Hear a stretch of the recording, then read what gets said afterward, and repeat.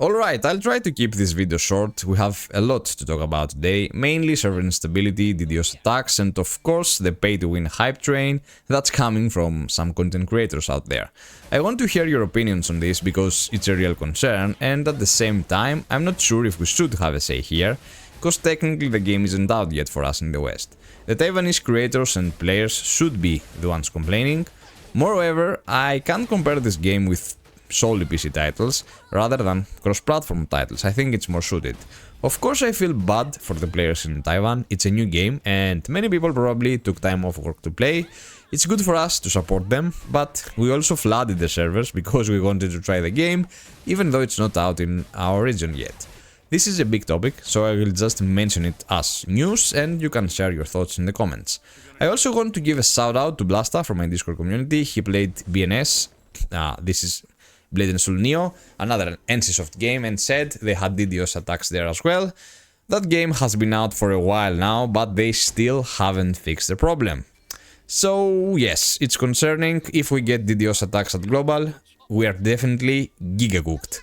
This situation even caused NCSoft stock to drop by almost 20%. That's crazy, man. Styx made a video about it if you want to check it out. At least that's the one I watched. Things aren't looking good for a brand new game. Now for everyone having trouble connecting to the game, I am in the same boat, at least I was, till the moment I decided to make this video.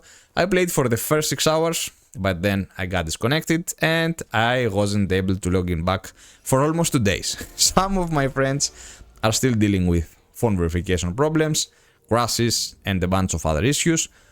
All of this causes server instability and block access, so most people can't play the game right now. So until they fix these problems, if they ever do, you won't be able to really enjoy the game. For players in the West with 200 ping plus, I wouldn't call it enjoying the game, it's more like just trying it out and seeing if you like it. Let's talk about the pay-to-win debate, since a lot of creators are calling this game pay-to-win. Honestly, I think this topic deserves its own video. I am planning to react to some of those videos soon, because I have plenty of counter arguments. But right now we can't say for sure if the game is truly pay to win. Yes, you can buy items to progress and you might say, if I can pay to get ahead, isn't that pay to win woods? But if it doesn't affect rankings, PvP, or you don't get speedrun rewards and just let someone clear content more easily, does that really make it pay to win? Well, we just don't know how much it matters yet, not trying to defend NCSoft here at any means. Let me give you some examples, right? I see 3 main types of players. First, there are casual players who don't spend any money. If you just log in, play for an hour or 2 and come back every few days, this game is perfect for you, I could say. There are no paywalls, you can reach max level, you can clear all the story without spending a dime, and those kind of people might not even care for their marketplace existence. I know people in my guild and Discord who are already max level and haven't paid anything. Sure, some classes are stronger than others, but that's normal for MMOs. Second, there are the big spenders, the true pay-to-win players, the giga whales. If that's you, you'll have a blast in this game, no need to say more. Third, this is the important part, there are the grinders, including myself. The people who want to play completely free, do every activity and compete at the top. Here's the truth, if you want to be at the very top, early at least, again, if it only matters for PvP or rewards from rankings, in that case, you'll need to buy at least the combined membership, and that's just how the game set up.